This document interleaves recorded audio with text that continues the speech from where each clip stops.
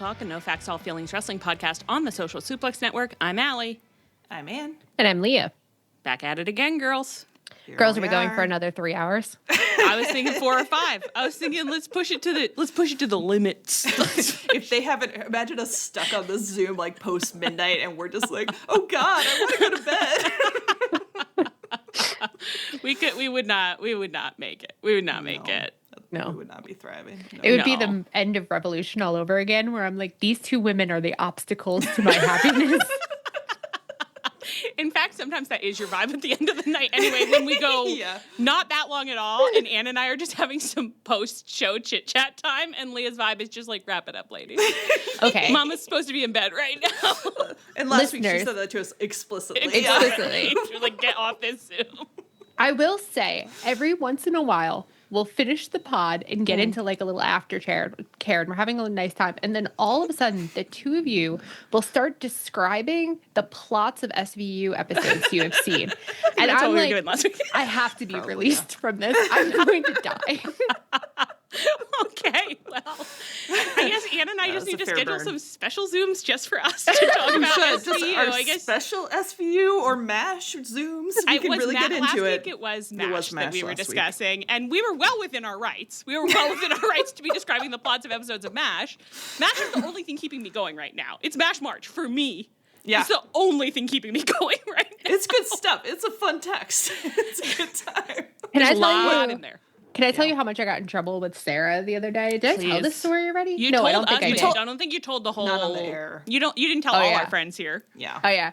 I was talking to Sarah, and I said, "Oh, we finished Band of Brothers," and she was like, "Already? Didn't you guys just start that?" And I was like, "Well, it's only 10 episodes long," and she was like, "Really?" She was like, "I thought that was on for like years and years," and I was like, I think you're thinking of MASH. And she almost drove off the road, and she was so mad at me. And she was like, I know what MASH is. But the funny thing is that, I mean, okay, this is not the funny thing because the two people who are about to come up are in really different age brackets. But it is the opposite of me with our friend Alice over the other night. And I was watching MASH when she came over, and like her wife was going to come over in a little bit. So it's kind of like, how are we going to kill, 30, 45 minutes? And I was like, well, we can put something on if you can think of something, or you can watch MASH with me. I watch MASH now. I watch MASH in March. And she was like, yeah, I'll watch MASH. I pressed play, and then she's like, can you pause that for a second? I said, oh, sure, I would love to pause it. She was like, can you just explain to me the premise of MASH? Which I thought was a funny question because I was like, pretty simple. I was like, well, it's a like mobile army surgical hospital. That's right there. Yeah. And it's the Korean War, and they're doing meatball surgery near the front lines. Mm-hmm. And she was like, oh, it's a hospital unit. And I was like, it's as much as you can get in the middle of the Korean War. Yeah. She was like, I thought they were prisoners of war. I thought they were, and where there's a long pause where we're just looking at each other. And I don't even know how I came up with this because I actually didn't feel confident, but I was like, I think you're thinking of Hogan's Heroes. I've never seen Hogan's Heroes, but I think you're thinking of Hogan's Heroes. So we have two women here, both beloved by us. One of whom is like, I'll drive off the road because I can't believe you think that I wouldn't know what MASH is. And another who's just like, it's Hogan's Heroes. And you know what? Sarah's probably infuriated hearing that story about Alice. She's like, why doesn't she know about MASH? She's probably like, who doesn't know what Hogan's Heroes is? Both of those products are very important in the canon. She needs to get right with herself. Reading the description of, because we had to Google it, because again, Hogan, I had MASH, like, I was watching, MASH was permitted in my PBS household growing up. We were allowed to watch MASH. Extremely syndicated. Like, it was on TV a lot. That's not where I was seeing it. We had some DVDs. We had 3 seasons of MASH DVDs when we got DVDs. But what was I going to say? Oh, but Hogan's Heroes was not, like, I don't know why. MASH, I feel like MASH is like Hogan's Heroes refined. Yeah, well, MASH is like, it has stood the test of time, and Hogan's Heroes has not. Like, people were not still watching Hogan's Heroes in the 90s for the most part. And that kind of made sense when I had to Google Hogan's Heroes and I was reading the description of, like, the happy-go-lucky inmates of Stalag 13, like, where it was just they're being held captive, but they're running the German guards a merry chase, where it was like, oh, I can see how this might not have held up over the years. Although I don't know for sure, never having seen it. I'd kind of love to check it out. I wonder if it's on a Tubi of some kind. I'm sure it's Tubi'd. It's got to be Tubi'd. Yeah, I mean, it's on Hoopoo. You can find it on Blue Blue. Anyway, so there's some fun facts from the week. I don't know why this came up. Oh, because Leah didn't like when we were explaining all the plots of the episodes to her when she wanted to go to bed. That was the violence we were doing to her last week. We'll probably do it to you again. I was about to be like, we'll never do that to you again. Then I was like, oh, be so for real. Yeah, probably we will. Probably do it to you again right after this episode. Anything else you guys want to share about your weeks before we talk about the reason that we all come here, the reason we gather here every week, professional wrestling? The Jonas Brothers. Yeah. Any news on them? I think I saw a picture of one of them doing a dance the other day. Oh, really? I don't know why. Yeah, I don't know why. Like a solo dance or like I on think it was a stage? from an old performance, and it was a group performance, but one of them was doing a little dance that was pretty weird. Which one of them? Well, it could be any of them with that description. I don't know. I don't even feel confident it was a Jonas. I saw a man dancing, and I just assumed it was a Jonas brother. This is not one of my finer moments. I really think it was a Jonas brother, but he was doing this little like hop skip, like it was like a little hop skip jump where it was like, why would he be doing that? And that's what the tweet was saying. Like, why would he be doing that? Why did he used to do this? That's a good question. Yeah. So that's kind of the whole anecdote. Wow. Do you guys want to hear a fun fact that I learned today? Yeah. So I was listening to a podcast, and you know how like in the 90s, Ice-T, now of SVU, had a song called Cop Killer that became a moral panic post Rodney King because the cops were like, we're actually the ones being committed violence against by gangster rappers and so forth. Did you know that the actual song Cop Killer is not a rap? It is a thrash metal song because Ice-T was a rapper. Is a rap. I don't know if he's still. Anyway, regardless. But he also really liked thrash metal, so he and his high school best friend had started a thrash metal band as well, and they released this metal song, Cop Killer. Yeah. No, I always thought it was gangster rap because that started the whole gangster rap moral panic of the 90s. Now that makes you think. Yeah, I know. I like that as you say it, I'm like, yes, I've heard of that, but I've never thought of it independently. I like that you say, like, every time I thought of it, like it's occurred to you, but never to the point that you were like, should I listen to it? Well, I'm like enough older than you that it was like a huge news story that I remember. And when I see Ice-T, I still think it's so funny that now he's like beloved of the grandparents of America because he's on America's favorite sex crime show. But in like 1992, he was like the moral menace that was like causing America's children to murder cops. What I like about Ice-T on SVU is that over the years, especially in recent years, he has just like started dressing down a lot. Like he used to like really like you guys, we cannot. You can't do this to me. This can't happen. What's your complaint? Fair. What's your pushback? You don't want to talk about Ice-T's fashion on SVU? I don't get it. What's your objection? I can't be talking about SVU right now. I can't do this with you. Shrimp heaven now. Okay, fine. We'll just talk about the wrestling then. We'll just move on to talking about the wrestling, shall we? Let's do it. Okay. Swerve Strickland and Kenny Omega opened Dynamite this week with a match laying Kenny's EVP title and powers on the line. I thought we could just talk before we even get into the match at all. What were you thinking going into this? Were you surprised that it opened? I was shocked because But it seemed like a no-brainer main event, but also like I wasn't because Rich said it was opening. Oh, like I didn't see that. I didn't see that before. Yeah. I have not been caught up on the internet, but I did see the next day our friend Mark Gallup was like, I'd like to object to it being the main event because I'm watching it in the morning and I'm just waking up and I can't be alert this early. And I was like, that's exactly how I felt at 8 p.m. You can't start me this early. I know. Especially they didn't have like real I mean, they had their entrances, but they aren't entrances that give you as much time an on-ramp to get before they're if you haven't gathered your sundries, good luck to you. You start with a Mox entrance. You have like 15 minutes before the match starts. Yeah. Not so much with Kenny and Swerve. No.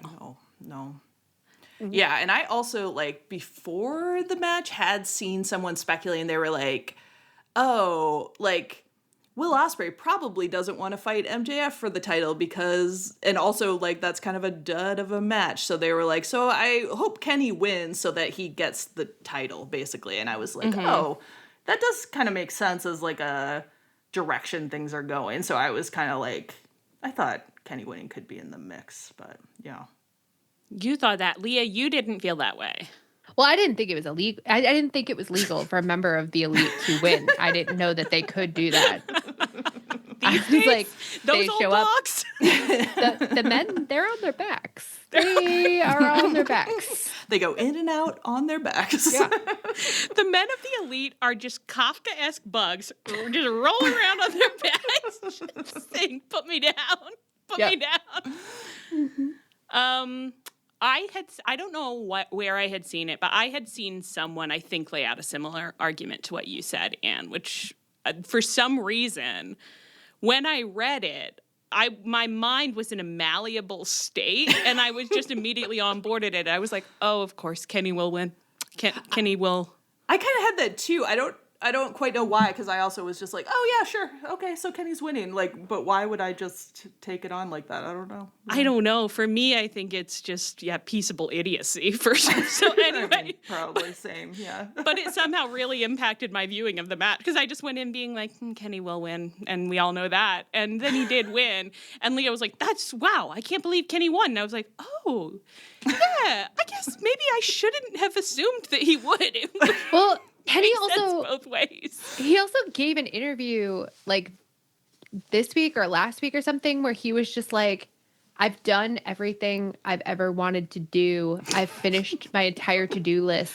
And now elite. I'm just looking to be a tool. And I say to Tony Khan, you can use me. And I was just like, those are some crazy things to be saying. But also just contributed to, like, he's like, yeah, I'd love to lay down for Swerve.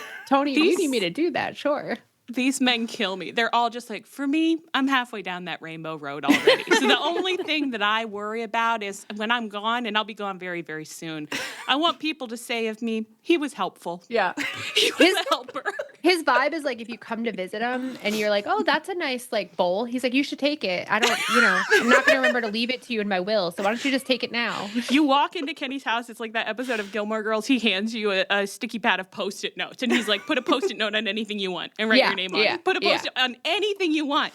Yeah. Because I won't be here for long. God knows I won't be here for long. That diverticulitis, really. If my guts don't get me, something else will. So, all right. Well, I did really enjoy this match. I had a really good time. Yeah. They brawled all over the ring and the apron and the outside, and they got up on the barrier, and they're slamming each other on the barrier, and they're rolling into the audience. I thought, God bless you. You are having fun, and I'm having fun watching you. It was a great match. I really enjoyed it. Yeah, super good. Kenny eventually did successfully one-winged angel Swerve for the win, and that made him the new #1 contender for the AEW Men's World Championship. Later in the show, MJF came out for a live response promo. Most of the content of this promo is almost fascinatingly uninteresting. Didn't you sort of think that, like, it felt like a MJF impersonator? Yeah. It was very broad and, like, very annoying. And one of those things where you're like, I know he's being annoying on purpose to be a heel, but it's also, like, so annoying. Well, it just, like, felt like he was running the hits. You know what I mean? Yeah. He had cranked it up to 20. Yeah. And he was I think they even said, actually, and this was surprising to me, in the AEW.com recap, there was a line that was something like, and of course, he fell back on that old classic of, like, better the devil you know, or whatever his catchphrase is that I suddenly forgot. Oh, God. He did multiple catchphrases, and he hung a lantern on it. Yeah. I don't know why I almost said the devil and God are fighting inside of me. Midwest emo. But it was like, I think I was just confused about, there are reasons to like go really, especially broad, even if you're already broad all the time. I didn't really understand why we were doing it now in this moment. Like, it was just like, what are you trying to achieve? I don't even remember what insulting thing he said about Midwesterners. I don't think it was very interesting. No. It didn't feel like specific. I think it was just like, you have bad fashion sense or something. Yeah. Well, it seems like his win over Hangman has made him like a little more manic, because like in all his promos after that, he's been like very like high energy, but like, you know, everything turned up to 11. But it's like, but I don't know why that would be particularly. It would be interesting if it's supposed to be a character note that like he was changed by the death match and now he's coming to terms with something, but it's like, that won't be true. He's just personally, the guy is not doing well, I'm sure. Yeah. Do you ever think about how, like, in some ways it was more fun to be a wrestling fan with fewer years under our belts because we would just be like, well, we're just gonna analyze it on its face as it is. Yeah.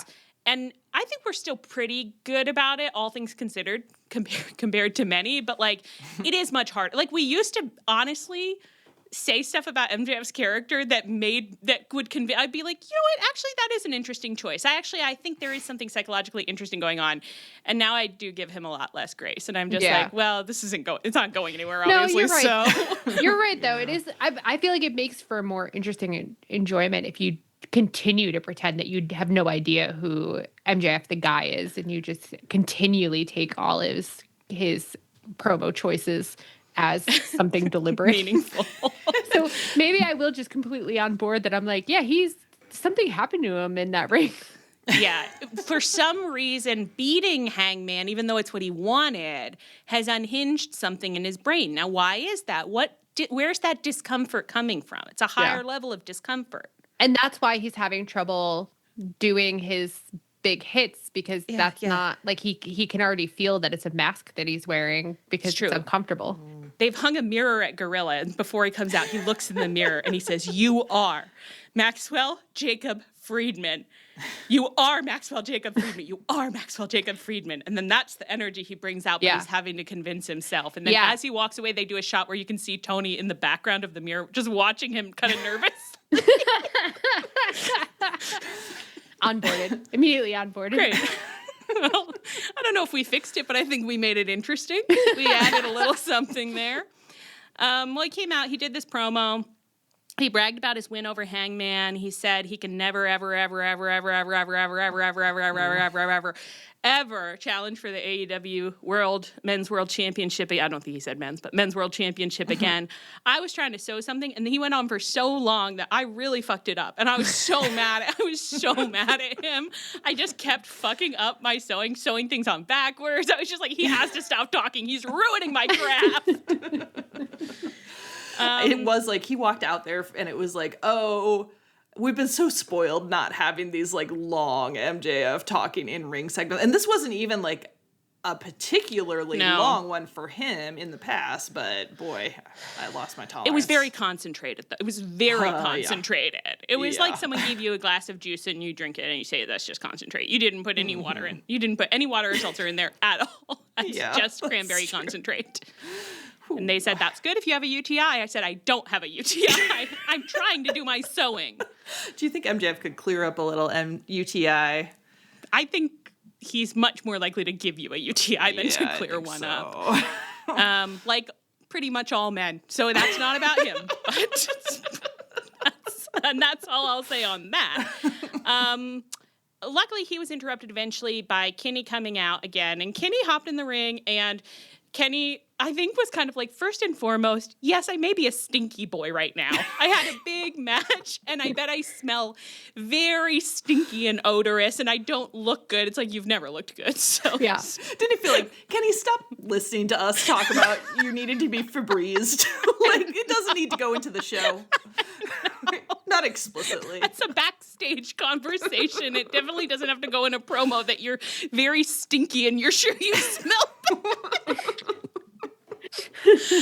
And then Kenny cut this promo where, I don't know, I'm worried that I couldn't really follow it, or that he couldn't really follow it, but it also wasn't that deep, you know? He was just like, I feel responsible to the fans. I want to give them a great show. I want to be helpful before I die. And I'm a tool. Use me.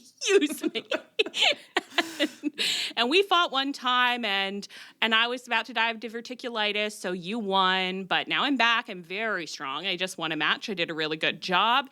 And many have called me really fun names. Like, they've called me, like, the best bout machine and the cleaner, and the Minnesota crowd was really well behaved. I was not at this show, which is good because I ended up having cramps, but so I was glad I wasn't there. And everyone enjoyed knowing that about me. I was glad I wasn't there because I had cramps. But they did a really good job. And he was like, and they call me the god of pro wrestling. And then a minute later, he was like, and you call yourself the devil. I would never call myself a god unless I had to be a god. And it was like, you just called yourself a god. Why? The god thing is coming up so much recently. And Kenny always says it. And then it's just like, and I would never say that about myself. And it's like, you just said it. You literally just said it. The only person saying it. He's like, some people have said I was a god. I didn't say it, but I've heard some people saying it. And I wouldn't say it, but in this moment, maybe I would say it if I had to be, because who can fight a devil but a god? And it was like, okay, yeah, this is a normal place for this to end up. It's a weird way for us to get there. Like, it's kind of like, let's workshop this, mamas. I don't know. But then that was the gist of it, was like, I have to fight you because of God and the devil inside me, as Leah said. And so let's do it at Dynasty. And then they had some back and forth. And then Kenny tried to shake MJF's hand, and MJF wouldn't do it. Do you think that captured it all? You think that got it? Yeah. This was a real, like, Kenny, his manner of speaking is often a little cartoony and silly, and MJF was at his most cartoony. So it was a real, it was adding concentrate to concentrate, and neither of them were being real, like sometimes Kenny is insane in like a pretty, it's like the Dookie thing where he's in a way I find really funny, whereas this one was less so. So I was kind of like, I did not feel like this was a roaring success between the two of them. In the middle. Oh, go ahead, Leah. I was just going to say, sometimes you do actually need the human character in a Muppet movie. And it's like, it's not as funny when they're all Muppets. You really just need the one guy. And there was no guy. In the middle of this promo, and I think you said, you were like, they're so cartoon for cartoon right now. And I was like, yeah, they are tune for tune. And then I got completely distracted because I was just sitting there like, now which of them is Roger Rabbit and which of them is Jessica Rabbit? Wow, did you come to a conclusion? No, I think that Kenny has to be Roger Rabbit. I don't really think that MJF is Jessica Rabbit, no. So didn't really get to the bottom of that. But if anyone has any thoughts, feel free to share. I just want to put this out there. I read something the other day, like it was just a conversation that people were having about literacy in America and how bad it is. And, talking about like, it was like someone's X.com thread or whatever, where they were like, the thing is, like, what I've seen in teaching sixth graders or whatever is that they can read sentences, but they can't understand them. And I'm worried that I'm a part of the literacy crisis just based on, I read lots of sentences and understand them. But recently, especially when I listen to pro wrestling promos, I hear the sentences but I don't understand them. And I'm starting to worry about whether it's me or whether it's them. You know, like I'm like, is Kenny being normal? And I'm becoming increasingly illiterate. And I don't understand. I don't think we think it can was use you. pro wrestling as a barometer because No. we've never understood a single word Mox has said to us. And That's true. That's fine. Like, That's true. normal. That's true. And so many wrestling promos are just tone poems more than anything, you know? Mm-hmm. And the tone of this one was Gee Gosh Golly Willikers. Yeah. Oh, by Gee, by Gosh, by Jingo. Kenny was heard to say. So any thoughts about any of this? Any thoughts about any of this at all? I do just hope that Kenny takes the title off MJF so we have some fun times. I also hope that this feud isn't too, like, this cycle is a good one because I can't take too many more cycle. MJF on Kenny promos, you know? No. It was too much. It was too much. Yeah. No, that would be fun if Kenny won. I think that would be fun. Yeah. I would like to get it on Kenny. Honestly, I have only fond memories of Kenny's title reign. Yeah. I don't know if he's going to. I feel like I don't have any actual sense at all of what our path for the next 6 months is. At all. No. And lots of people are saying things very confidently every day. And I read all of them like, how could you feel so confident? How could you possibly feel so confident given what you watch on the product? Yeah. How could you? Yeah. I don't feel confident. And a lot of things, I feel like in the last year, they've done more, like, surprising things to me or, like, changed their plans, it seems like, or whatever. So it's like, I mean, who knows? Like... Yeah. Did you like that Kenny had that paw print on his butt? I did. I love that he's a cat boy. That's not really what that means. It's not at all what people usually mean when they say cat boy. No. Very different. He's a cat lover. I love that he's a cat lover. I love that he is a proud parent of a cat at St. Christopher's Academy. He says, and he put a bumper sticker on his butt about it. I love that. I loved whatever pervert cameraman decided to do a long, lingering dick shot on Swerve. Yep. Yeah. Just one cameraman out there who's like, got to give the people what they want. It was like after last week, a huge success. Oh, I forgot here. Yeah, Kenny also there was a lot happening with Kenny this week, weirdly. We saw him 3 times. We saw him 3 times, and when we weren't seeing him, someone else was telling us about him. Yeah. Everybody else was promoing on him. It did feel a little bit like Tony Khan was like, okay, so Kenny has limited dates, and I forgot that last year, but this year I won't be forgetting it, and we're going to get our money's worth out of each date. Which is especially funny because when Kenny came out for this, just for the second time with MJF, he immediately made a point of being like, you've already seen me. You're seeing me again. I'm stinky. And who knows, you could see me again later. Just like, and like he's looking backstage like, see, Tony, I'm very helpful. I'm very helpful. I'm helpful. I'm present. I'm at the show as I am all the time.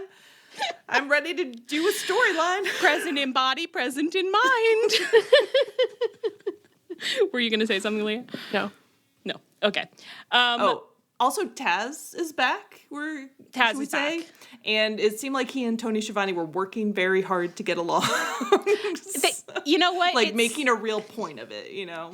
They were. It's, to me, the energy, the second I heard Taz on commentary, I thrilled. I said, my mean dad is back. I'm so excited my mean dad is back.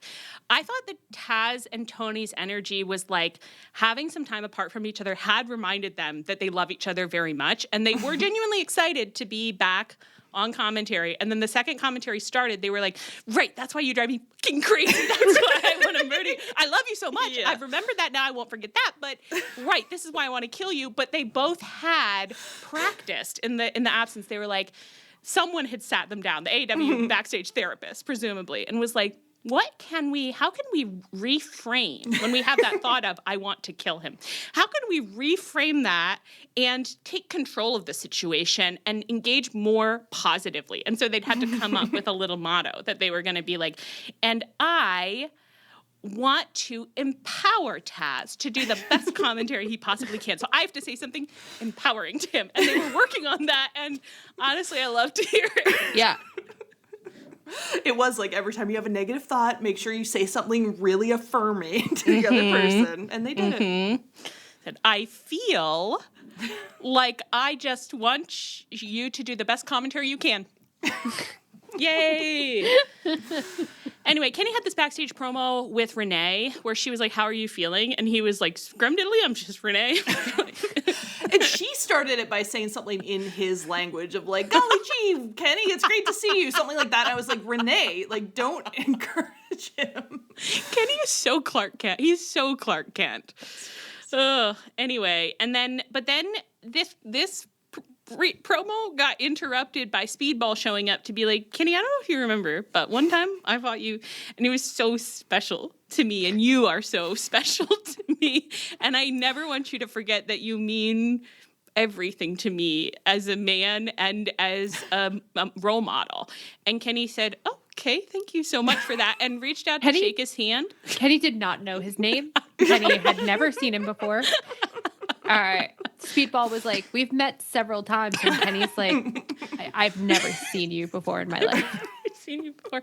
And so he's shaking his hand and it's going on for a long time. And Kenny at one point is like, okay, maybe that's enough. You can stop. And Speedball, as we're cutting away, just mouths, I don't want to. And that I did think was comedy genius. I was like, that's the funniest thing I've ever seen. I don't want to. And do I know what I was supposed to take from it? No, not at all. Did Speedball say that he wants to challenge him if Kenny gets the belt? I actually didn't remember him saying that, but he could have. I actually did not notice him saying that. Yeah. I thought maybe. he did, but... he said, Bailey will be first in line for a shot if he wins. Yeah, it didn't really feel like a focus. Like it did, a lot of times you'll see something like this and it's like clearly someone's like, and I just want to get in that I'm first in line. That was not the vibe. That felt like an afterthought of like, I just wanted to be near you because you're my idol. But yeah, definitely if you get the belt, I'll want to fight you for it, of course, because I want to be near you because I want to be so close to you. Speedball tells Tony, I need to get in there. I need to get in there to challenge for that belt. And Tony's like, okay, go ahead. And then they go in there and they're just like, Kenny, you're so great. And can you just explain to me what it's like to be so great? Maybe this is just a couples exercise where Speedball was talking to Kevin Knight about, he's like, you're so good at flirting. I just can't do it. I just, it's like, I just don't know how you do it. And Kevin's like, you just have to get out there and try. Who do you want to flirt with? Just get out there and try. And he's like, Kenny had to work hard just like you. He wasn't the natural star that I am, the Jet. He had to get a leg up, 2 legs up, 4. They're 2 men. And that ended up sounding filthy, and it was not supposed to be filthy, and it wasn't, and it's not, and we have to actually move on really, really fast. And then Ricochet also promoted on Kenny. Well, let's move on to this next segment. Okay, good golly, Miss Molly. Let's cast our attention over to the men's tag title scene where ChrisnChristian had a backstage interview with Renee Paquette on Dynamite. This was funny. Does anyone want to help me recap what happened here? Christian said big time jerk stuff, and then he got up and left, and Christian said, did he say, like, why is he such an asshole? He's such an asshole. He did sound really fond, I have to say. Yeah, so Christian. It's so hard because their names are Chris and Christian, so it's really hard to say the right one. I don't know why. Ever since Leah said it, just the second that she said it, I was like, yeah, that's who they are. I don't want to call them Cope and Christian, and I can't. I'm just like, it's Chris and Christian. I can't stop. Christian was like, he did all this evil stuff. He beat up Beth, and worst of all, he beat up me. And then he just left. And Cope was like, he's such an asshole. And then he was like, drip and dribble, hear me now and hear me loud. I was a good friend to you. You ate my wife's cooking, and then you hit her. How dare you? I've been to a playground with you, I think that came up. And then he was like, but then you turned on me. And so I'm going to turn on you and take everything you love, the belts. The way, sometimes it's like you watch a promo and you feel like they've kind of gotten lost in it somehow and they've said something really weirdly that should have been normal, but the you ate her cooking thing sounded so weird where you're like, I feel like you meant to phrase that differently, but it sounded like half misogynistic and half like kind of perverted. I don't know. Yeah, well, there was a little tinge tinge of like There Will Be Blood, like I drink your milkshake. It was like you did immediately instinctively think, well, I bet she does more than cook. She's a famous wrestler in her own right. In her own right, yeah. Maybe she's taught him some moves. Why don't we focus on that? Let's not talk about how you had Cash Wheeler to dinner. Yeah, and do you ever cook at your house? Cope? Do you know how to cook? So... There's something like, and this is true of like the FTR promo later too, where it's like they half listened to one of our writing seminars and they're like, okay, so get specific, name 3 things that you did together as friends. And so then they did that, but like it feels so incredibly obvious that they wrote down 3 things and they're like, okay, met at a playground, ate cooking, and went to the gym. And so then they're like, these are 3 things our friendship is built on. And you're like, you didn't sell it. You didn't sell it. The thing is that what will always work better, always, is just come up with a specific time that you did a specific thing with him. Like, I remember one time we were in Toronto. We went to a baseball game. We got hot dogs. I looked at you and said, I'm going to be friends with you for the rest of my life. And every time you cheered, I felt a warmth in my heart thinking about the strength of our friendship. It's kind of getting romantic a little bit. It was. I was like, wow, this is really, tell me more about this. Listen, there's kind of one direction that my stories tend to go, so... But you know what I mean. Like, it's like just paint a little picture. I'm in a specific place. Give me one tangible detail that, like, I really feel like I'm there. I'm immediately so much more likely to be like, my God, yeah, you are friends. You really love this guy. And look what he did to you. That's so hard. It's just never going to work as well to be like, I ate you broke bread with me and we went to a playground and and that's hard. And I think Cash kind of did it because he was like, talking about how he like walked up to Cope at Gold's gym and was like, you're a great wrestler or something, or like, but the details were so... I think he said, you told me I was a great wrestler. It was something like that where you were like, the details were insane, where you were like, and you told me I could go as far as I wanted in this great sport, and you're like, that's feels the more last thing I want to hear about. Backdoor brag. Yeah. The last thing I want to hear about is that it was just like, and I knew that I was hot shit, and you agreed that I was hot shit. It's like, you suck. But I mean, he is a heel, so as always with FTR, I'm like, I don't know. I guess maybe on those grounds it might have been good. I don't know. Well, it's one of those things where it's like, if he was doing it like on purpose as a heel for comedy, like, yeah, but I didn't really get that sense, and it wasn't very different from how FTR talks when they're baby faces. You know what kind of detail he should have put in? He should have said, like, I walked up to you at Gold's Gym and you were so stinky. And I was stinky too, because we've been working out so hard. That would have gotten me. If only they'd talked to Kenny ahead of time.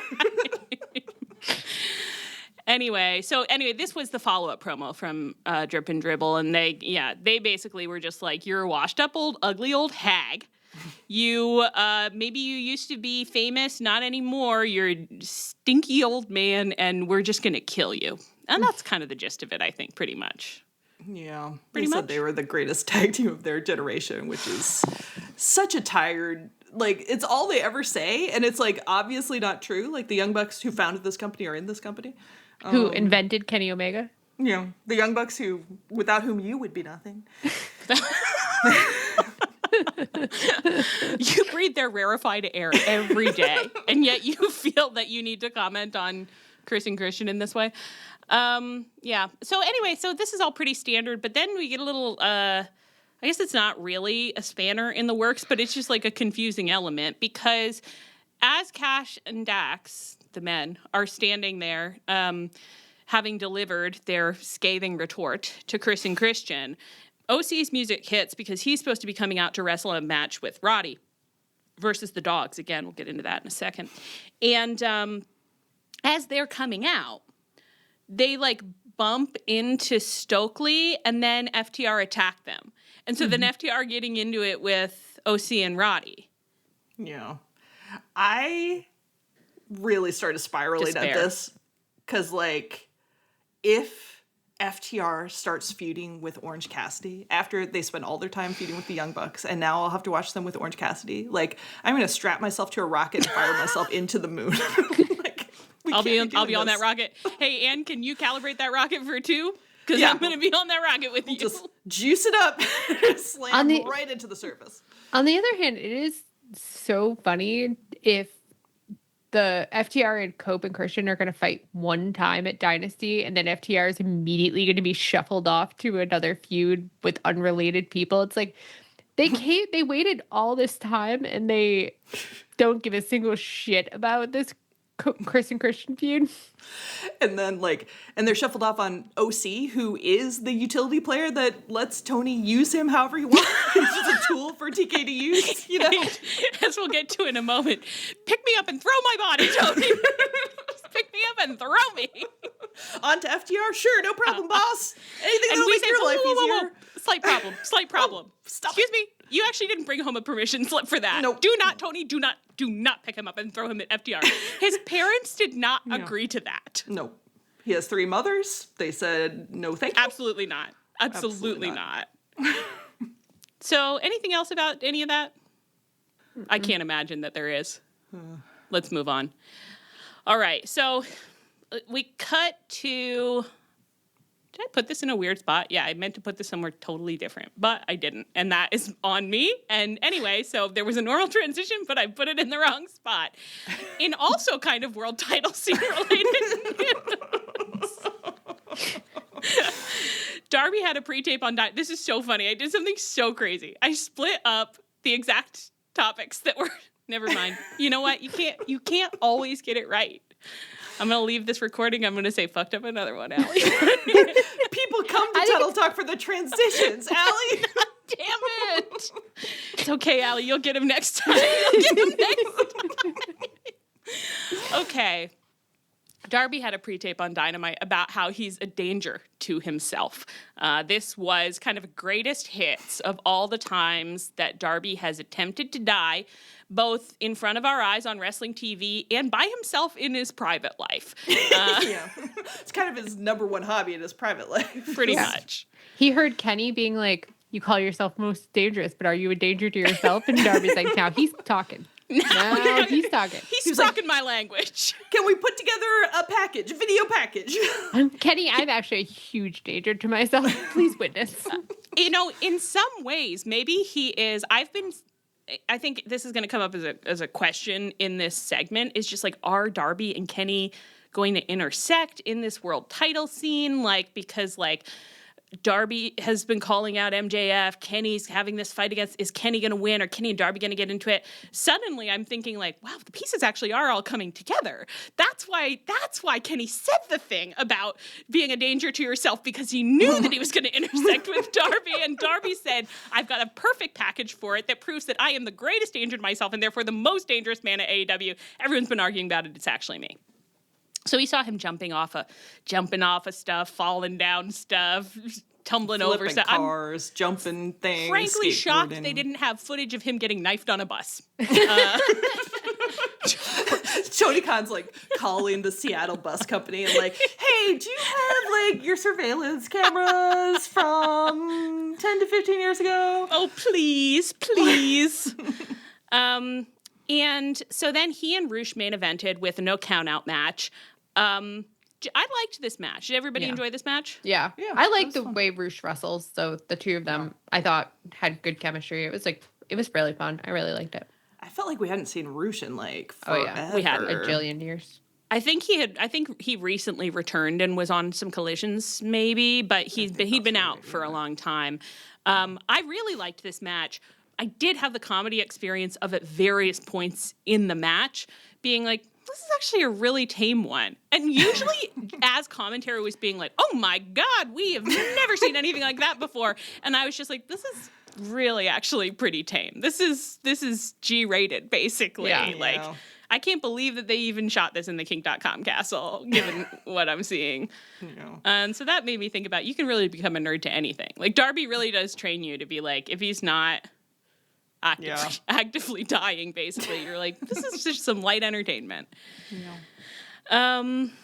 Darby won the match, but afterwards, the whole DCF came out and started beating him up and murdering him. I think maybe he hadn't gotten enough of what he needed in the match, honestly. So they all had to come out and kind of hop on him. All except, so led by Mark Davis, who is so revved up about his body situation. Every time I see him, he just looks manic with success, honestly. His bracket domination has really gone to his head. It's like he's having the best month of his life, and you can see it in his eyes when he comes out there. I think so. So everyone's enjoying beating up Darby, except for Andrade. Andrade is hanging back with Don Callis, and they're having some kind of argument about Darby getting beaten up. We can't hear it, but what I saw with my peepers was that Andrade kept gesturing at his waist, like, belt, I need belt. And then Don Callis is like calming him and then gesturing at his own waist, like, belt. Yes, we all want belt. It was kind of like silent movie comedy acting. It feels like, you know how people teach babies like baby sign language, but the babies usually people don't bother to do like a lot, so the babies just know like 2 signs. Yeah. I feel like wrestlers kind of have baby sign language and they know like 1 sign, and it's belt. They're just doing the more thing. Yes, exactly. That's exactly right. Yes. What I didn't understand really, I think kind of a lot, I guess what I'll say is, so what we know about the DCF is that Don Callis was getting paid by MJF to destroy Darby because Darby wants to fight MJF for the belt. Andrade also wants to fight MJF for the belt. So I think that even if he doesn't want them to be working for MJF, his desires are should be kind of aligned with Don Callis's. Like, okay, yeah, we could beat up Darby, take him out, then he's not going to try to get involved in the belt scene. There's more room in the belt scene for me. I would have thought, but even though he kept saying belt, his vibe was more like, I morally object to this. This little boy, you beat up this little boy. Do you think that he's using belt as sort of like a what's the litter and blanking on the term for it? When you say like White House to mean like the government executive branch, like a metonym metonym, maybe. Oh, is it metonym? I don't know. But is he using belt to mean MJF? So he was signing belt, but it means MJF right now. So he was like MJF. Is this for MJF? And Don Callis was like belt. Metonymy, a figure of speech in which a concept is you really got that is referred to by the name of something associated with that thing or concept. Wow. Look at me. Wow. Belt MJF. Wow. But then it's like that still doesn't. I think that no, it still doesn't make sense. But it's funny if you think of it that way. That they're complicated sign language, based on metonymy. Yeah. If I was Andrade, I would actually find a way to sabotage MJF and get Darby the belt. Because I think it would be easier to get the belt off of Darby. Yeah. Because all you have to do is choke him into completion, and he'll do himself so much that he doesn't give a shit about the belt. He's going to forget he ever had that belt. He's going to get choked to completion, wake up, and be like, time to go die, and never even realize you took it from him. Right. Yeah. Well, and I think, Allie, your suggestion that maybe Andrade is sexually in love with Darby, and that's why he didn't want to beat him up, I think that's also a pretty good hypothesis on the table. Like, we have to entertain. I hadn't floated that one out loud on the pod yet. That's from the schedule, but I think people could probably see where I was going. They probably had a little sense of where I might be headed. I don't know. I think perhaps some softer feelings there of some sort. I mean, he did try to buy him. He tried to buy him. He did try to buy him that one time. Yeah, I don't know. I think if I have to refocus. I'm getting a little lost. Leah, what did you just say? What was your last point that you made? That he should give the belt to Darby because that it would be easier to get the belt off of Darby. But then it implies, you're right, so then it would imply something interesting about Andrade's character, that even though it would be easier to get the belt off of Darby, because Darby just needs to get choked to completion for pleasure reasons, and then you can have it, he still doesn't want to do that. Belt. Maybe he was being like, Don Callis, stop worrying about other people and focus on me. I want belt. Pay attention to me, Papa. It's either he has soft feelings towards Darby and he wants to win this belt the right way, or he is just really dumb and it's just like, but what does any of this have to do with the belt? And Don's like, I've explained like 50 times. I truly have explained like 50 times what the plan is to get you this belt. Can you just go with it? Can you just at this point just assume that I have a plan and just go with it? And Andrade's like, I do not see the belt anywhere. I don't see the belt anywhere. Andrade's like, belt. And Don Callis is like, yeah, belt. That's what we're doing. That's all leading to the belt. We're really creating a universe where wrestlers can kind of only communicate through like 2 hand gestures and tone. Just like belt. My friend of the pod, Anna, used to babysit for this this little like 4-year-old named Corrado, and his family was Italian, and so he had a little Italian accent, and he loved the movie Cars, and so he'd always be saying like Cars in his little Italian accent, and for some reason that's Andrade. Just says belt, Lightning McQueen. Welcome back, Mr. Italy. Oh my god. Oh, the other thing I want to say about the Don Callis family, and then actually there's a broader a conversation to be had about the Don Callis family. We haven't gotten to this part yet, but I just want to point out that Mark Davis has been leaning into kind of like a greaser look. Like he's been getting in he's like wearing his black jeans and his like black tank top. And then you cut over, so he's in the ring beating up Darby. Then you cut over to Andrade, and Andrade is wearing some kind of steampunk. He's wearing little steampunk sunglasses and a big coat, and it's kind of like you're looking at all the DCF members, and you're just like, this is not a cohesive picture. No. What's happening here? They're all extras in a different movie. I was thinking, remember that Don Callis Mansion promo where they were all like mostly from some different kinds of like sci-fi steampunk movies, and then Brian Cage was wearing like a Hanes t-shirt. I feel like I can't do anything right around here. I in the middle of watching them, I thought, like, do they have a costume closet? And I was so pleased with that thought. I now can't stop thinking about it, that Don Callis is like, oh, they got to keep these boys entertained, so they stop begging for belt. So he just got them a costume closet, and then they just go in there and they pick a little something that suits their fancy before they come to TV, and the costumes are all really, really different. And so what I'm saying, I guess, is that I would love for Greg to show up in a tutu next week. I would love to see Greg in a little ballerina costume, please. That would be amazing. Greg, if you're listening. If you're listening, just dress really up for us. Stand out. Greg was very excited to do some violence to Darby. Yeah. He's probably pretty amped about it. Thrilled to have the use of every part of his body for more than 2 weeks in a row for in-ring work. So let's keep it that way. Great fuck ice chants during this. Good job. Oh, yeah. Loud and went on for a long time. I mean, I guess not surprising that very unsurprising. Doing that, but still. Yeah, really Brody good. wasn't even anywhere to Brody be seen. wasn't even there. I know, it's like, it really was like, yeah, we can't get Brody in there. It's like, we don't care. Yeah, I was not, like, I didn't take that report seriously that AEW didn't want the chance until they didn't book Brody in Minneapolis, and I was like, okay, suspicious. Yeah.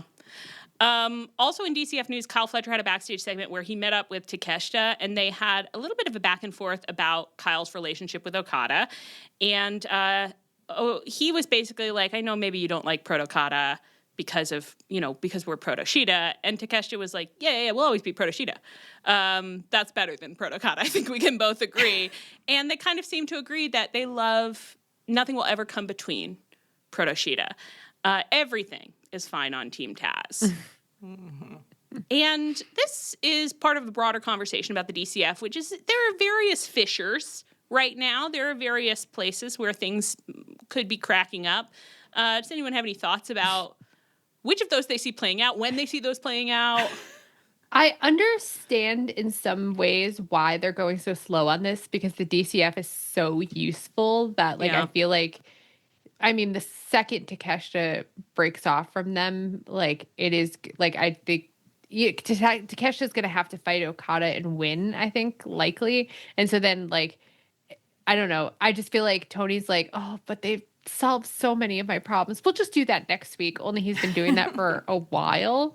But it's fine, except that, like, the Death Riders are also doing that. So you kind of feel like these two big heel factions are just kind of in this weird limbo and are not really moving. But at the same time, I am sort of like, well, I'm not interested in this like tug of war thing where like Okada and Takeshita are playing tug of war with Kyle Fletcher, like with his weirdly kind of like deeply with his affections. Like they're like kind of serious about it. And I'm like, I don't hate it, but it is slow pacing. Yeah. And it feels like the DCF is so big that you could splinter it. You could do a whole, like a civil war where you splinter it into 2 full new factions and use them for 2 weird new reasons. And they would keep solving the problem. You know what I mean? Like they would still be useful. It's not, you don't have to dissolve that. In fact, it would be kind of crazy if you dissolve it completely. At the very least, when that faction breaks up, they should be like splintering out into no man's land in pairs, being like, well, what am I supposed to be alone now? Like I have my ham buddy. So at least my ham buddy and I will be together.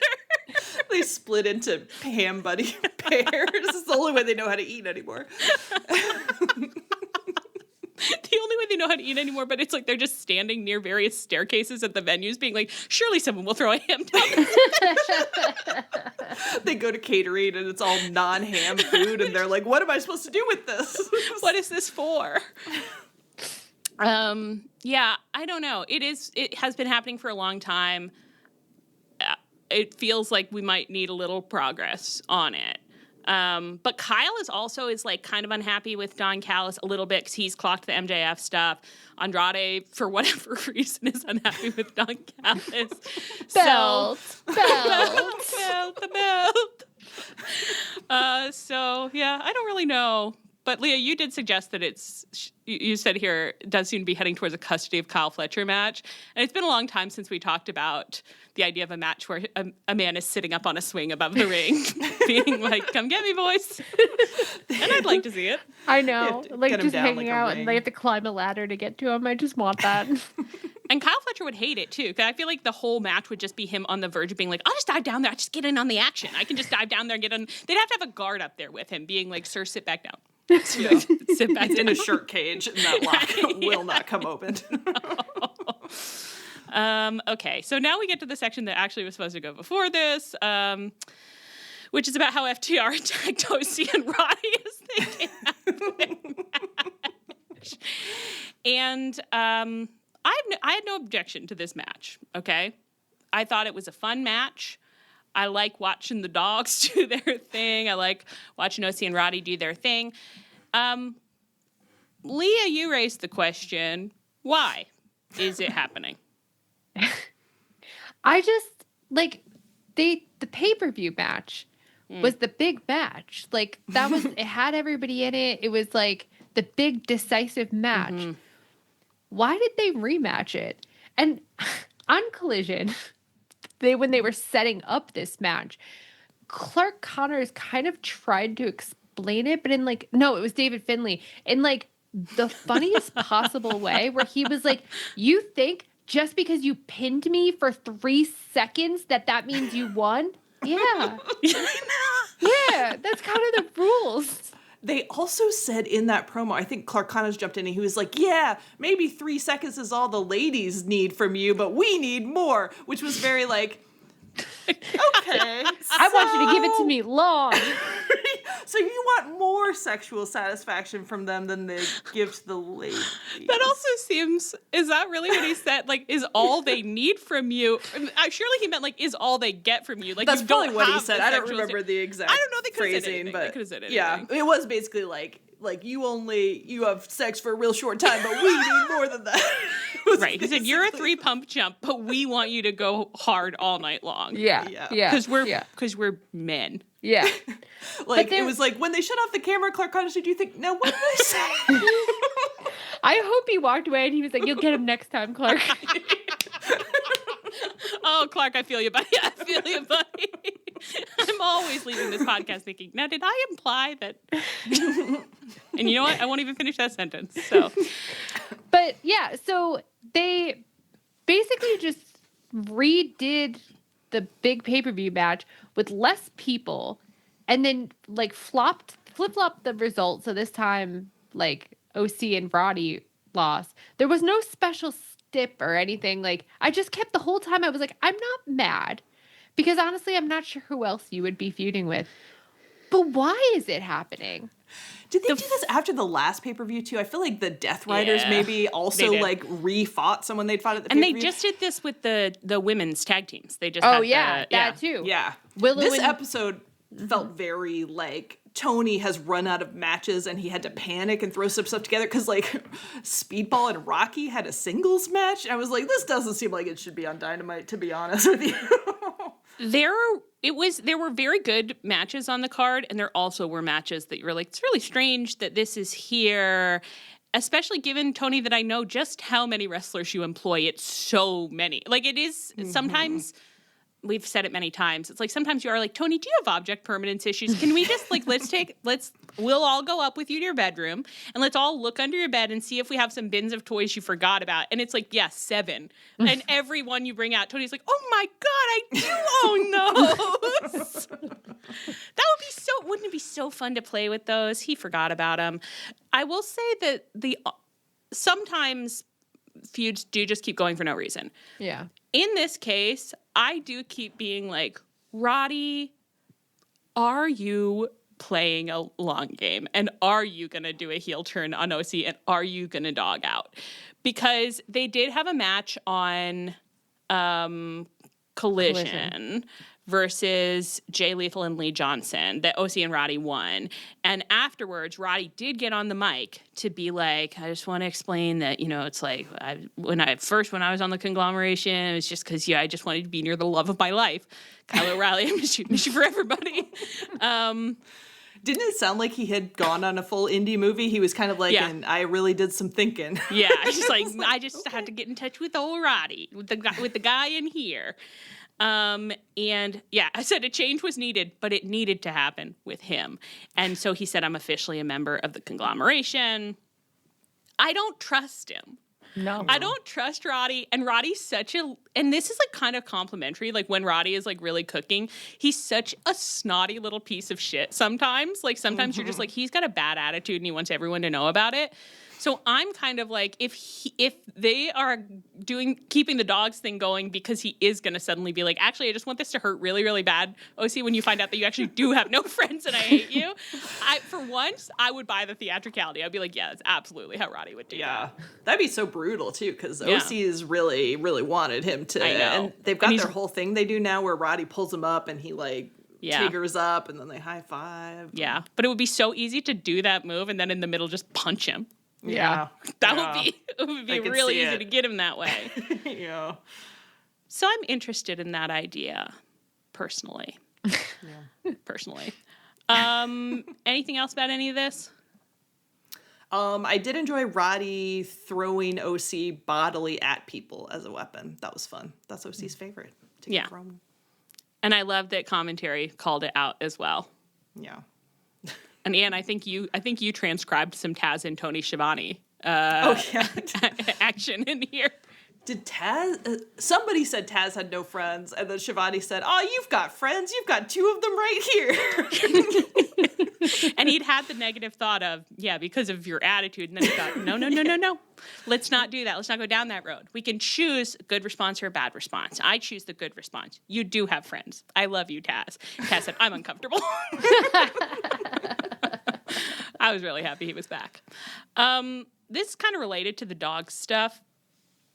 Lio Rush is back on TV, and he has a new gimmick that I guess is a gimmick that he had on the Indies. Haven't really read up on this. I've just seen a little stuff. So I think it's a gimmick near and dear to his heart that he's been cooking for a long time.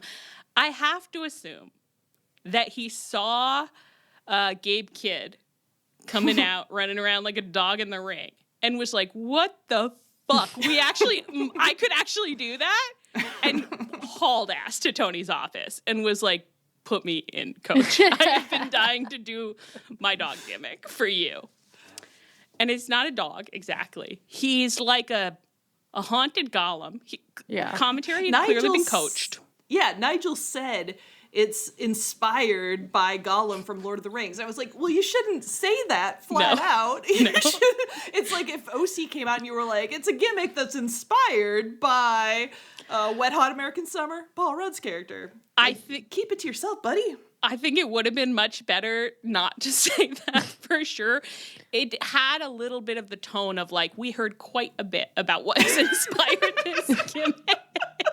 He would not stop talking to me about it. And do you guys want to describe some of what you saw Lio Rush doing and how he presents himself in this gimmick? So he's got the white contacts to make creepy little eyes, and he kind of climbs around like Gollum. He is doing something with his body. That is all I can say is that at the very least I've never seen this before. And I'm not even going to say anything mean, unlike some of you, but I'm like, how do you not at least enjoy seeing what he's doing four-leggedly in that ring? He has worked on his walk, is what I'll say. Yeah. And real creepy facial expressions. I mean, it is effective. It's effective. He has bulked up, I think. I think he's looking like bulkier. I don't feel totally confident about that, but pretty confident. I did kind of want to call him Lio Rush, which was not appropriate. No. Unless, I don't know, we call anyone anything on this podcast, so it's kind of fine. And it's so kind of a spooky gimmick, I guess. I think spooky is the key word, is my understanding, that really turns some people off. They see a little spookiness, and they say, get out of here, Malachi Black. And I say, like, get in here, Malachi Black, if you're going to get covered in period blood. You know, like to me, it's not a no. It's not necessarily a no. Mm-hmm.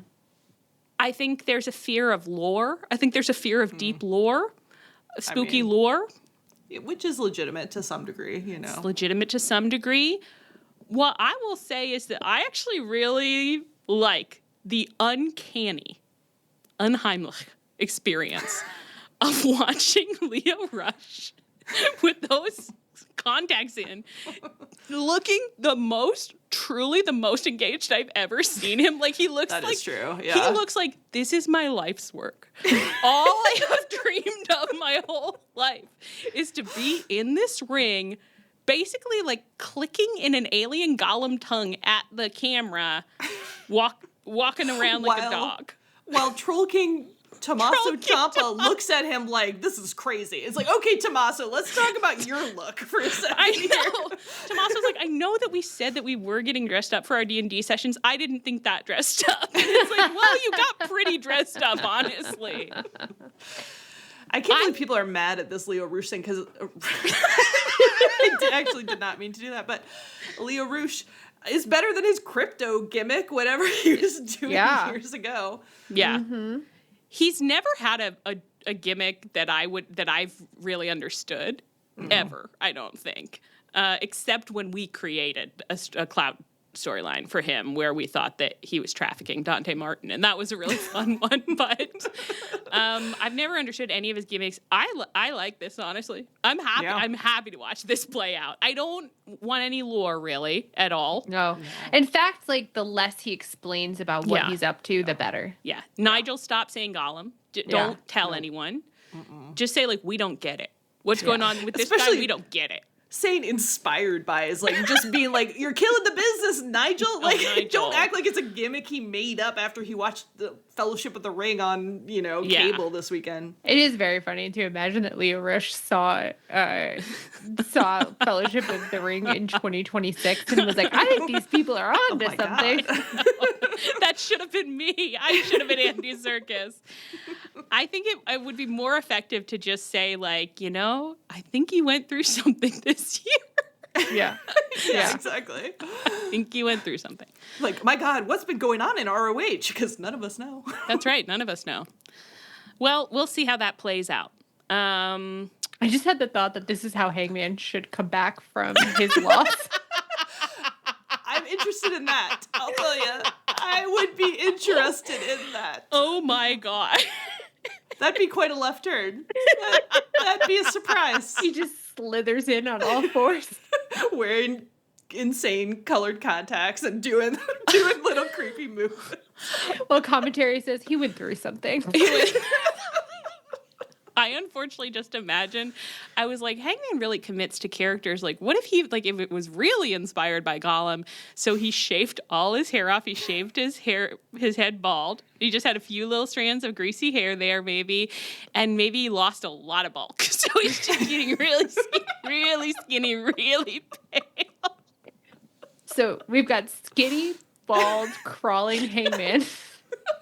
All the Hangman fans who listen to this are going to love this idea. This is a really good idea. This is interesting because they won't see it coming. And it's a zag on them. Keep them guessing. People will have a problem cheering for it if he wants to come back as a heel. Well, I think it's worth a shot. I don't think anybody should worry because I think bald, greasy, skinny Hangman would probably still win Best Buys.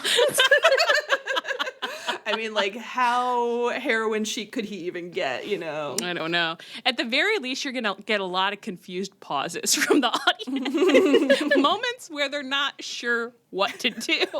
And I've heard commentary is saying, like, well, that was one of the more bizarre things we've witnessed. Oh, my gosh. Okay. Will Ospreay had a pre-tape on Dynamite in which he cut a promo on Jon Moxley. Really weird promo. I think in some ways a very normal pro wrestling promo. Which is what made it weird. Yeah. Which is what made it so weird. Does anyone want to hit me with some of the stuff he had to say in here? I had a hard time on following his logic. I would say he was very serious, and the camera was close in on his face in a way that made his nose look kind of weird. I feel like everything was kind of. He had a little distorted. He had a weird cow lick. His hair was greased back. I've gasped in horror when I saw him. I said, "Who is telling you to do this? I hate it." Yeah, he kind of tried to parent Moxley a little bit, being like, I don't even remember what he said, but it was my 7-year-old. Moxley had parented him. It was I think he said he was Moxley sent him to timeout. Is that how you talk to your child? I talk to my child a lot, and I guess I should thank you because you hurt me and I got to hang out with my child, but I'm mad about being hurt, and maybe I am going to do a little parenting on you now. And what was that parenting? I don't know. And then he said he wants to fight him at Dynasty. And then he had this line, and I think you pulled this line. Where did it go? Oh, I lost it. Oh, yeah. Oh, yeah. He said something like, Jon Moxley, you knew I forget what the exact You word said was. You knew I was awful the first time you shook my hand. I think awful was a paraphrase, but it was you knew I was terrible the first time you shook my hand. Well, we've never shaken hands. Okay. So he said he's still in there. A little golden retriever is still in there. But he's gone through something. I think in a way, he's come back Gollum a little bit. You know what? That's so true. He hasn't lost bulk, though. That's the one thing they won't do. No. So he does this. And we're all like, I'm not totally sure what to make of Will Ospreay's energy post-return. Then we get a trios match, the Death Riders versus, quote, Skyflight's Top Flight and Zeta Steel, which is a real Mark Jacobs by Mark Jacobs, or Mark by Mark Jacobs situation where it's just Skyflight by Top Flight by Skyflight by Skyflight by Top Flight and Zeta Steel. We got this trios match, which I thought was perfectly cromulent. No objections. Enjoyed the match. Had fun. Death Riders win. Afterwards, Mox hops on the mic. And he's stinky. He's sweaty and stinky. And he started his promo by being like, Will Ospreay, you have big feelings. Yeah, that was crazy. That was someone is gentle parenting at home. He said, I can tell you have a lot of big feelings. It's not nice to say mean things about people on TV. And he said it in this tone that was just literally immediately I was like, Jon Moxley, you are the GOAT. You are the greatest of all time. This is immediately so funny. I know. It was very like, oh, Will Ospreay, he really showed you up on the mic there. Well, because it's like funny because it's like Ospreay was. It felt like he was trying to play Mox's game, and like instead Mox just outmoxed him, and it's like that's why you have to do like when you're up against somebody like that, you really have to do your own thing. You got to be you. You got to be you. Yeah, I agree. Yeah. So he said, I know you're very upset right now, but I know you're having really We good feelings. We got to teach Mox, like, your mind is the pond. Your mind is not the fish. Because I know he'd love to condescendingly tell Ospreay that. Just remember, buddy, these feelings will pass. These feelings will pass. He said, for you, it's personal. For us, it's not personal. But if you want a big grudge match, we can definitely fight at Dynasty. And then he said, like, until then, try not to let your mouth get you in trouble. And then he slunk out of the ring. Just like, what the fuck? I feel very like, I'm horny for Jon Moxley. It's like when he told Punk, like, fragile mind, fragile body. Yeah. Whew.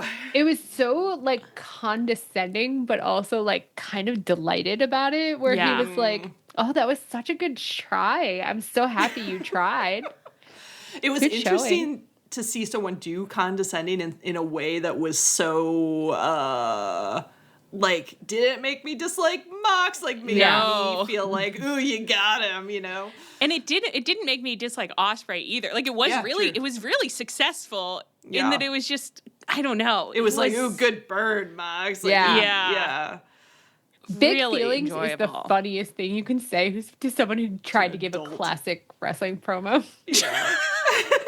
Ospreay's like, I'm going to give a really normal, really serious, really big boy promo. Yeah. And then Mox just well, just you're a big boy? Him. You're a big boy now? It was really fantastic. I mean, Jon Moxley is a genius, but it was just so funny to be like, in some ways when he promos, he's like all those monkeys at the typewriters, you know? Like, it's like, what's going to come out tonally will always be good, but sometimes it's like he said absolutely nothing. And then sometimes you're like, well, that'll go down in history. For me, in my personal history, that's the greatest thing that's ever been said. Yeah. Did you guys see that on WWE, like, Paul Heyman or somebody was, like, listing someone's, like, old opponents, and the only one that got a pop was Dean Ambrose? I was like, hell yeah, that's our guy. That's our guy. Wow, good work, Mox. So they're going to fight at Dynasty. I believe at this point, not for a belt that Mox holds that I don't know. I mean, he has a belt. It's not the National. That's all I know. So it's not the National. Is it the Continental? Yeah. It's the Continental. Yeah. He has the C2. Anything you want to say about any of this? Expectations? Dreams? It's a fun parent. Like, I'm excited to see Mox and Ospreay feud. Especially it was a fun little pairing of promos, even though, like, one was a little more successful than the other one. It is funny that everyone is very convinced that Ospreay is gonna, like, win at Wembley, even though he's one of the only people in the company not talking about the world title right now. So yeah, I know we're in a real and we're gonna be in it for the next 6 months, but we're in a real, like, inside baseball, like, spiral kind of, where it's like everybody's like, okay, Will Ospreay, one of the greatest in the world. We're going to his hometown, his home country. Like, he hasn't won it there was last year his first year? Yeah. Yeah. But so he didn't win it last year, so we got to get that belt on him. So we all know, everybody knows, we're going to get that belt on him. I'm not even saying that we're not going to get that belt on him, but it's just very funny that it's like we all collectively work from the premise. We're going to get that belt on him. How are we getting that belt on him? And it's very funny to just be like, even if I accept that premise, I don't have a fucking clue, right? I do not have a fucking clue right But now. I do feel a little bit more cheerful about it because I'd love to see, like, I'd enjoy watching him get it off Kenny more than I would another round of UK versus US, you know? I can't. From MJF. Can't do MJF. No. If MJF holds that belt until Wembley and fights Ospreay, I can't imagine that's what'll happen. It would just be too crazy. It would be too crazy. Yeah.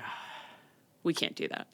I listened to an interview with Swerve, and at the time that I listened to it, like, it was like last week, but at the time I thought it was like a random thing where he was just talking about, like, people can meet several times and do something different every time. And he was just like, Like, I think Kenny and Ospreay could do something different if they met again. And now, like, in retrospect, I'm like, what do you know? What do you know? I would really like that. I'm interested in, again, what Darby's up to, but I don't think it's going to be Darby, obviously. Obviously. Yeah. I don't know why I said obviously. I just don't think it will be, but no. I mean, Kenny, like, makes sense as a person to hold the belt for, like, 3 months or whatever, 4 months. Little stint while I'm walking the Rainbow Road. No problem, boss. It'll be my pleasure. I'm a tool to be used. Yeah. Well, I don't know. We'll see what happens. Like everybody else, we actually don't know anything. That's the thing they won't tell you, but we'll tell you. Yeah. We don't know fucking shit. So we'll see what happens. I think that's all we got for the week, and we're heading to our final week of bodies.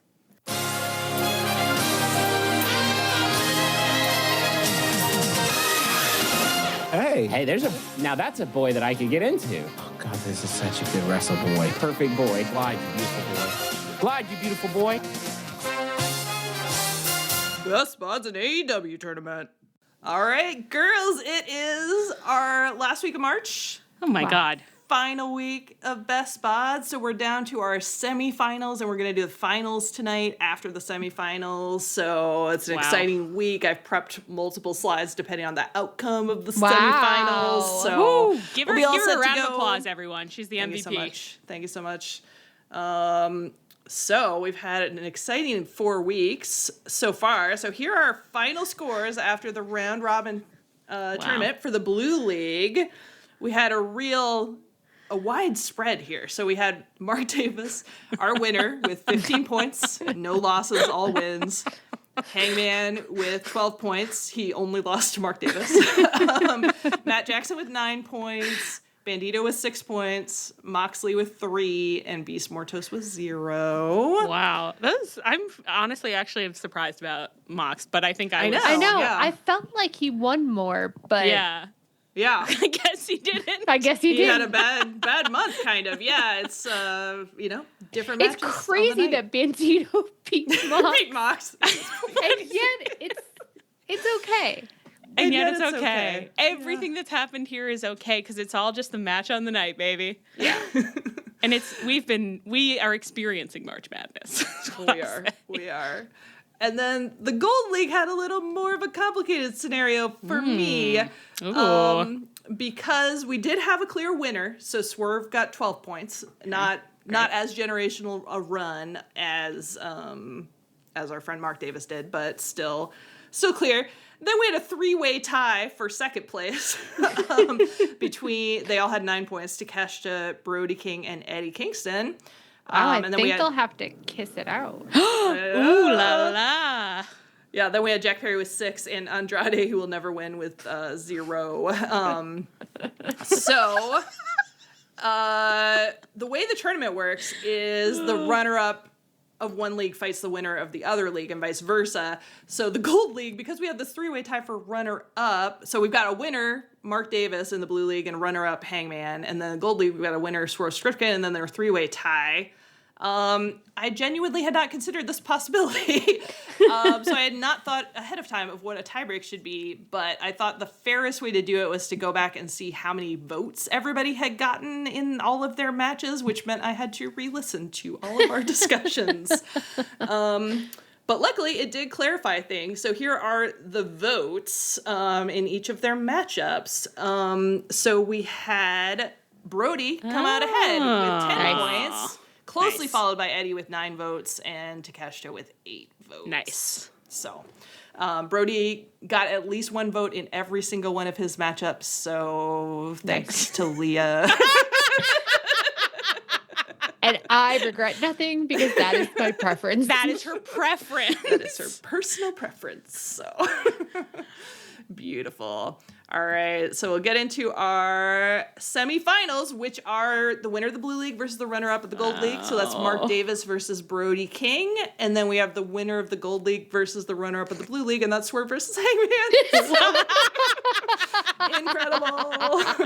They're meant to be, you would think that some kind of booker had done that on purpose. My God. we didn't. So This whole endeavor has been one long saw trap, and now we reach its conclusion. So here's our first semifinal. We've got Mark Davis versus Brody King. Can I tell you guys that this is my hell? Yeah, you can say it for sure. It's Two beautiful, enormous bodies. Enormous bodies. Wow. You know that TikTok song that's just like, that's my type. That's my type. Just looking at these bodies being like, yeah, it's that. Yeah. It's crazy. I never would have expected either of these semifinals because I never thought like Mark Davis would end up the winner of his bracket, you know, But yet once again, you know, I think and can I double check, because I did see some of our beloved friends talking about this. We did think about trying to use GIFs. Did we not? Oh, yeah, we did. The thing is, I was doing this in Keynote, which doesn't support There GIFs. you go. I think Google Slides does, so maybe next year I'll look at doing Google Slides instead. But yeah. It had been raised as maybe that would be helpful for the bodies. And I thought, I know that we thought about that and we did not do that for a logistical reason. So perhaps next year. What it was. And then I thought people are going to like to hear on display that my co-host and I do not say GIFs the same way. They're going to like to know for sure who's batting for which team here. That's right. Yep. But I did, thanks to our friends and listeners, I did see this Mark Davis GIF in action this week, and I stroked out.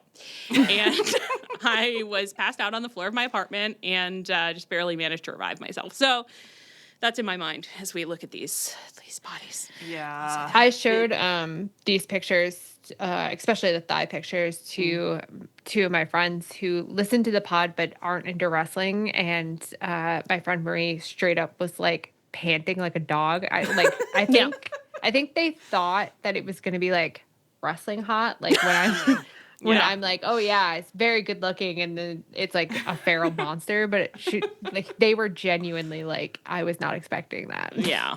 Yeah. This is like the real deal. This is like the real fucking deal. Yeah. This is not Brian Cage. No offense, Brian. I saw you give an interview saying you're ready to get back in action. I hope you get back in that Don Callis manner soon. You have no place here. I don't know why I brought you up. Just to be mean, I guess. None of us want to weigh in. It's Mark Davis for me. I don't know what to tell you. Yeah, it's got to be Mark Davis for me too. So it's Mark Davis for me. Yeah. It's also going to be Mark Davis for me, but like it's hard. I want to be in that sandwich. Oh my god! Wow, I didn't even. Well, now I am. So yeah. Shoo! Wow. Team Mark Davis or Team Brody King? Why not both? Why not both? All right, so Mark Davis, clean sweep all the way through to the finals. And now our next semifinal is Swerve versus Hangman. Two extremely beautiful bodies. Another hell. Make me do this. The two kind of similar types of bodies, like I know they found each other. sorted. Yeah. Weird. I hate it here in the Jigsaw cellar. I hate it. I don't want to answer your trap. I think it's got to be Hangman for me, but boy. I think I'm going Swerve, and it's just because I keep thinking about Hangman Gollum. You're just seeing him head shaved, skinny, pale, golluming out. Leah says, it's the match on the night. It's the match on the night. And unfortunately, you put those repulsive pictures in my mind. I guess you put them in your own mind. It was your idea. So I don't know. I don't know why I was trying to take the fall for that. Oh my God. I don't like to be in this position. I really don't like to be in this position. It's a big decision, Allie. This is for a prestigious belt. I know. Me too. It feels horrible. I hate it here. Who's going through to the finals? Who's going to lose against Mark Davis? It's true, so it's not that consequential in a way. I know it's kind. So the question for me, the thing is, they do have very similar bodies, very similar things recommending them. The question is just like, should we let Hangman lose again, or should we let Swerve lose for the first time? Yeah, when you put it that way, it's like, what's more fair, really? Should we think about each of their self-worth, their self-esteem, and try to protect it? I don't know how to answer. Can you both make a little case? So I think Swerve, we've got the thighs, we've got the butt, we've got the hair, honestly. You know the dick cam? Dick cam. You have the dick cam. Yeah, that's not attached to his body, but we get good glimpses through its eye. Just imagine what you saw when you saw the dick cam. Oh, yeah. Okay, I'm there. I'm going there in my mind. I'm going there in my mind. And with Hangman, we've got that chest hair, little belly hair. We've got those juicy bosoms. Those juicy bosoms. Mm-hmm. Okay. And the gusset you like so much? My preference. My personal preference. Because of the body hair, I am going to go Hangman. Gotta feel what's in your heart. But this is really, really difficult. And I'm, that's all I can say. I'm hurting. Yeah, that's very fair. Congrats to Hangman. Let's play taps for these bodies. And that is the outcome that I expected, so it's the first slide for the finals. So for our final, we've got Mark Davis versus Hangman Adam Page. Wow.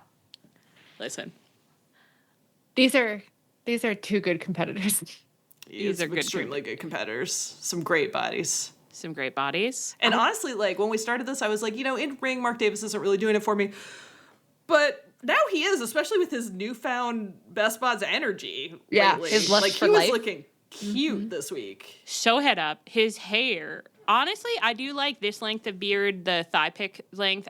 I think that's, that's just really like the look of all time. And we're not even supposed to be looking at their faces, obviously. just really hard. But if we're just commenting on what's been going on with him in ring, his big ol', like, that he's doing like Mountain Man greaser is just like so strange and alluring. Yeah, it's like it's a new kind of man, kind of. It's like mountain greaser, yeah. mountain greaser, kind of like a Bigfoot, big dick thing. It's like if Bigfoot kind of ran into James Dean. Metrosexual Bigfoot is just it's a new set of words. Bigfoot bear. Jesus. Yeah, I just don't see, for me, I just don't see any way that I can hear Sarah yelling right now. I can all the way from I know she's going to be like, I cannot believe he lost to Mark Davis again. I know. None of us can believe that this is happening. Obviously, this is thrilling and unexpected, but he can't. I think we're gonna have to like ban that picture next year or something. Like, we're gonna have to mix it up. Yeah, he can't get away with this again. Yeah, but I can't say no to him. When I look at, I can't say no to him. Like, it's the most erotic picture I've ever seen in wrestling. That, and it's not a picture; it's a still from a video, and it beats everything else I've ever seen in wrestling. Ever. Mm-hmm. That's all I can say. Mm-hmm. Yeah. Yeah. I actually, surprisingly to myself, I'm kind of feeling Hangman a little more tonight. Wow. Oh my God. I'm trying to like purify my heart and my mind to be like, am I just trying to like am I being influenced by the people on the internet screaming, including Sarah? Oh yeah. Or on the other hand, is Mark Davis just sucking me along with like, you've been so horny this whole time? I think he is sucking me along, but I'm happy to get sucked. I mean, for sure. Yeah. I mean, I'm certainly feeling it right now, too. Oh, Allie. You glued yourself. I'm going to vote Hangman just for today, I think. Okay. Fair enough. I'm going Mark Davis. Wow. Best Buds champ. Wow. Good for him. First match he didn't win unanimously also. So. I know. But you know what? And I think that you demonstrated that we've all worked very hard to be honest with ourselves. Yeah. And I think we should say again, everybody in this tournament, everybody in the world of wrestling is a fantastic body. And not to be a fucking crunchy bitch, but a body a body that's yours is a body that's good. Yeah. And a body that helps you move through this world is a great and beautiful body. Yeah. And all we have been doing here is barking like dogs about our own horniness. And there have been so many beautiful types of bodies in this one. And again, like 2/3 of the men's roster got nominated, including people who are never on TV anymore for the 2/3, so probably like everybody who's on TV got nominated just about. That was really, really beautiful. I love that we did the listener nominations. Yeah. Because it really did feel like that rocks to see. That. Yeah. Yeah. And even looking at our semifinals, we had, many beautiful bodies. I know. Someone in our channel was like, poor Beast Mortos. And I was like, it is the fact that he didn't get a win doesn't mean anything against Beast Mortos. Oh, God, no. He is a top level competitor among top level competiters. And, frankly, they all are. But if anything, it probably gives people, except if anything, it probably gives people the right to say, like, these girls are not good judges. Like, what is a good judge? A judge is just a person. Right. It's true. And a lot of them could have gone different ways on different nights. And if you got three different girls in here, it'd be a whole different ballgame. Oh, for sure. Yeah. Any three girls, any three guys, any three people. Any three people. Any three humans. Harry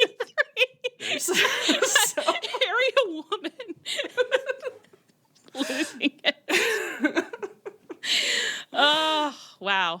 But Mark Davis, I don't think if you bet on Mark Davis early in this tournament, you're making bank on that poly market, Well, please don't be betting there.